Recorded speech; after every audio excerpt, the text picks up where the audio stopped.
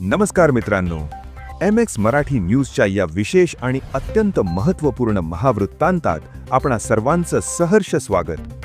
आजचा हा व्हिडिओ केवळ एखादी सामान्य बातमी नाही, तर तो राज्यातील 18 लाख राज्य सरकारी कर्मचारी, निमसरकारी कर्मचारी, जिल्हा परिषद शिक्षक, शिक्षकेतर कर्मचारी आणि तब्बल 10 लाख पेन्शनधारकांच्या थेट जगण्याशी आणि त्यांच्या हक्काच्या पैशाशी संबंधित असलेला आजवरचा सर्वात मोठा तांत्रिक आणि आर्थिक खुलासा आहे. मित्रांनो, फेब्रुवारी 2026 हा महिना आता आपल्या निरोपाच्या उंबरठ्यावर उभा आहे आणि अशाच वेळी मंत्रालयाच्या थंड हवेच्या बंद खोल्यांमधून एक असं परिपत्रक बाहेर आले ज्याने संपूर्ण राज्यातील प्रशासकीय यंत्रणेत जणू काही भूकंप घडवून आणला आहे. प्रत्येक कर्मचाऱ्याच्या मनात सध्या एकच काहूर माजले. फेब्रुवारीचा पगार मार्चच्या 1 तारखेला माझ्या बँक खात्यात पडणार की शासनाच्या लाल फितीत आणि तांत्रिक त्रुटींच्या गर्तेत अडकणार? ज्या 58% महागाई भत्त्यासाठी DA साठी महाराष्ट्रातील प्रत्येक कर्मचारी संघटना रस्त्यावर उतरून संघर्ष करत आहे, त्या निर्णयाची फाईल मंत्रालयाच्या नक्की कुठल्या कपाटात धूळ खात पडली आहे? केंद्र सरकारने घोषणा करून महिने उलटले तरी आपल्या राज्यात शासन निर्णय GR निर्गमित व्हायला इतका विलंब का लावला जातोय? आणि सर्वात धक्कादायक बाब म्हणजे शालार्थ प्रणालीमध्ये गुपचूप करण्यात आलेले ते बदल नेमके काय आहेत, ज्याची पुसटशी कल्पनाही एकाही सामान्य कर्मचाऱ्याला देण्यात आलेली नाही. मित्रांनो, या प्रत्येक प्रश्नाचं अत्यंत सविस्तर पुराव्यानिशी आणि प्रशासकीय नियमांच्या आधारे आपण आज विश्लेषण करणार आहोत. हा व्हिडिओ तुम्ही अगदी शांतपणे शेवटपर्यंत पहा, कारण आज आपण शासनाच्या प्रत्येक शब्दाचा आणि त्या परिपत्रकाचा अक्षरशः चिंधड्या उडवणार आहोत. जर तुम्ही आजची ही माहिती चुकवली तर मार्च महिन्यात तुमच्या पगारासाठी तुम्हाला किती मनस्ताप सहन करावा लागेल याची तुम्ही कल्पनाही करू शकत नाही. सिंगल लॉट तांत्रिक सापळ्याचे कर. आता वळूया या परिपत्रकातील सर्वात वादग्रस्त आणि सर्वात महत्त्वाच्या तांत्रिक मुद्द्याकडे.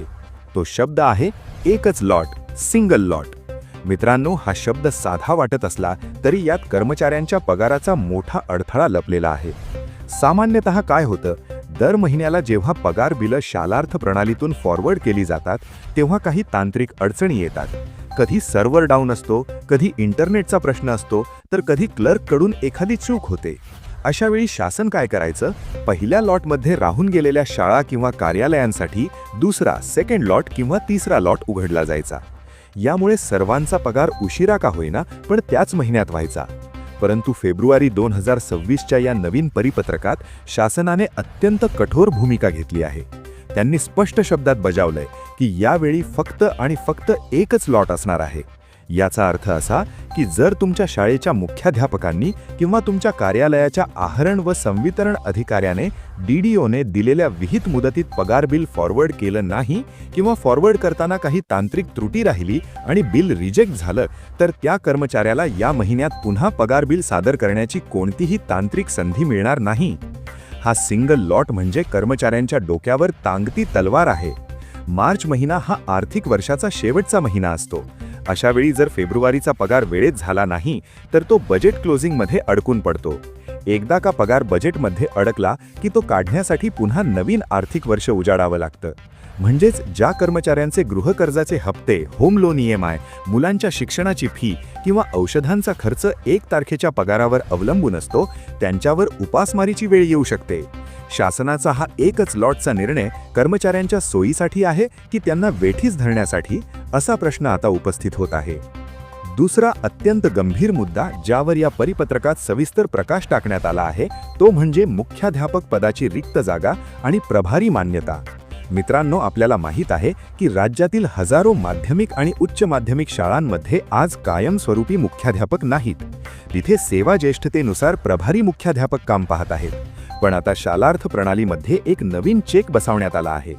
परिपत्रकात असं म्हटलंय की ज्या शाळांमध्ये प्रभारी मुख्याध्यापक आहेत त्या शाळांना त्यांचं पगार बिल सरळपणे पुढे पाठवता येणार नाही. त्यासाठी त्या प्रभारी मुख्याध्यापकाची रीतसर नियुक्ती आणि त्या नियुक्तीला माननीय शिक्षणाधिकारी, माध्यमिक जिल्हा परिषद यांची प्रशासकीय मान्यता असणं अनिवार्य आहे. इतकंच नाही तर ही मान्यता शालार्थ पोर्टलवर ऑनलाईन मॅपिंग केलेली असावी लागते. अनेक ठिकाणी काय होतं, मुख्याध्यापक फक्त कागदावरी प्रभारी म्हणून सही करतात, पण त्यांची ऑनलाईन डिजिटल सिग्नेचर किंवा पोर्टलवरची अपडेटेड मान्यता नसते. अशावेळी जेव्हा क्लर्क पगार बिल फॉरवर्ड करायला जातो तेव्हा सिस्टम एरर दाखवते. आता विचार करा, जर तुमच्या शाळेच्या प्रभारी मुख्याध्यापकाची मान्यता वेळेत अपडेट नसेल तर त्या संपूर्ण शाळेतील 50-100 कर्मचाऱ्यांचा पगार फक्त एका व्यक्तीच्या मान्यतेअभावी रखडणार आहे. शासनाने या परिपत्रकात स्पष्ट सूचना दिली आहे की ही मान्यता मिळवण्याची आणि ती अपडेट करण्याची सर्वस्वी जबाबदारी ही संबंधित शाळा आणि स्थानिक प्रशासनाची असेल. पण प्रश्न असा उरतो की शिक्षणाधिकारी कार्यालयातील दिरंगाईमुळे जर मान्यता उशिरा मिळाली तर त्या निष्पाप शिक्षकाने काय करायचं? हा तांत्रिक पेच या फेब्रुवारीच्या पगारात अनेकांना रडवणार आहे हे निश्चित.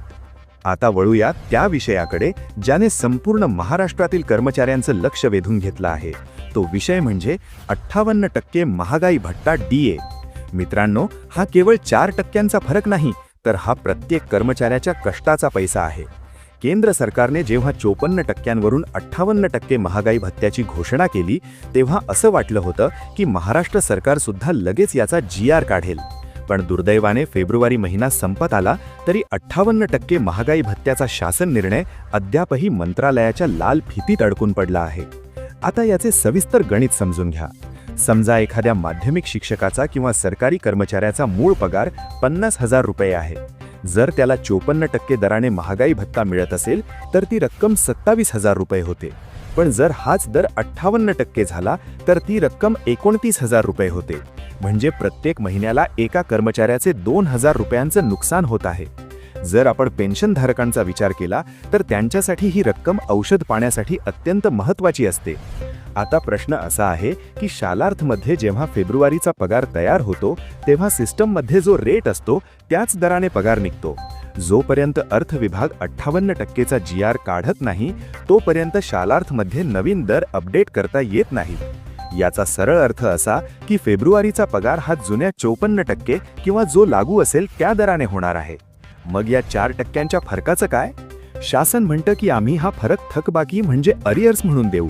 पण मित्रांनो, आपल्याला माहीत आहे की महागाई भत्त्याची थकबाकी मिळायला किती महिने आणि कधीकधी किती वर्ष वाट पाहावी लागते. सध्याच्या महागाईच्या काळात जिथे गॅस, पेट्रोल आणि जीवनावश्यक वस्तूंचे दर गगनाला भिडले आहेत तिथे कर्मचाऱ्यांच्या हक्काचे हे 4% रोखून धरणं किती योग्य आहे, अशी चर्चा कर्मचारी वर्गात सुरू आहे. की सरकार हा निर्णय जाणीवपूर्वक अर्थसंकल्पीय अधिवेशनाच्या तोंडावर किंवा निवडणुकीच्या गणितासाठी राखून ठेवत आहे का? जर मार्चच्या 1 तारखेपर्यंत GR आला नाही तर फेब्रुवारीच्या पे स्लिपमध्ये कर्मचाऱ्यांना पुन्हा एकदा निराशाच पदरी पडणार आहे. ही कर्मचाऱ्यांची एक प्रकारे आर्थिक कोंडीच आहे. बँकिंग माहिती, IFSC कोड आणि आयकर कपातीचा सविस्तर गोंधळ. या परिपत्रकात अजून एका मुद्द्यावर सविस्तर भर दिला आहे, तो म्हणजे बँक तपशील पडताळणी. मित्रांनो, अलीकडच्या काळात अनेक बँकांचे विलीनीकरण झाले आहे. यामुळे अनेक बँकांचे IFSC कोड बदलले आहेत. परिपत्रकात स्पष्ट म्हटलंय की प्रत्येक DDOने आपल्या कर्मचाऱ्यांचा बँक खाते क्रमांक आणि नवीन IFSC कोड शालार्थमध्ये अचूक असल्याची खात्री करावी. जर बँक माहिती चुकीची असेल आणि पगार चुकून दुसऱ्या खात्यात गेला किंवा बाउन्स झाला तर तो पैसा शासनाच्या सस्पेन्स अकाउंटला जमा होतो. एकदा का पैसा तिथे गेला की तो परत आपल्या खात्यात जमा करून घेण्यासाठी 6 महिने मंत्रालयाचे उंबरठे झिजवावे लागतात. दुसरीकडे आयकर TDS कपातीबाबत सुद्धा सविस्तर सूचना आहे. अनेकदा काय होतं, फेब्रुवारी-मार्चमध्ये टॅक्सचं कॅल्क्युलेशन करताना वेळ लागतो आणि त्या नावाखाली पगार बिलं उशिरा सादर केली जातात. पण या परिपत्रकाने स्पष्ट सांगितलं आहे की फक्त TDSचं काम बाकी आहे असं कारण देऊन पगार बिलं थांबवू नका. पगार वेळेत होणं ही शासनाची प्राथमिकता आहे. टॅक्सचं गणित नंतरही जुळवता येतं. पण या तांत्रिक सूचनांची अंमलबजावणी करताना शाळांमधील लिपिकांनी आणि मुख्याध्यापकांची मोठी दमछाक होत आहे. तर मित्रांनो, आजच्या या महाव्हिडिओमध्ये आपण पाहिलं की फेब्रुवारीचा पगार वेळेत मिळवण्यासाठी किती मोठे तांत्रिक अडथळे समोर उभे आहेत. एकच लॉट, मुख्याध्यापक पदाची मान्यता आणि 58% महागाई भत्त्याचा विलंब या त्रिसूत्रीमुळे कर्मचाऱ्यांमध्ये चिंतेचं वातावरण आहे. आम्ही MX मराठी न्यूजच्या माध्यमातून शासनाला विनंती करतो की तातडीने 58% महागाई भत्त्याचा GR निर्गमित करावा आणि तांत्रिक अडचणींमुळे कोणत्याही कर्मचाऱ्याचा पगार अडकणार नाही याची खबरदारी घ्यावी. हा व्हिडिओ राज्यातील प्रत्येक शिक्षक, पोलीस, क्लर्क, आरोग्यसेवक आणि पेन्शनधारकांपर्यंत पोहोचवा. ही माहिती जितकी जास्त शेअर होईल तितका शासनावर दबाव निर्माण होईल. तुम्हाला काय वाटतं, 58% DA तातडीने मिळायला हवं की नाही? तुमच्या शाळेत पगार बिल फॉरवर्ड झालंय का? कमेंटमध्ये आपल्या जिल्ह्याचं नाव आणि तुमची प्रतिक्रिया नक्की लिहा. अशाच सविस्तर, रोखठोक आणि महा अपडेटसाठी आपल्या MX मराठी न्यूज चॅनलला आत्ताच सबस्क्राईब करा आणि बेल आयकॉन दाबा. विसरू नका, तुमची एकजूट हीच तुमची ताकद आहे. धन्यवाद. पाहत रहा MX मराठी न्यूज.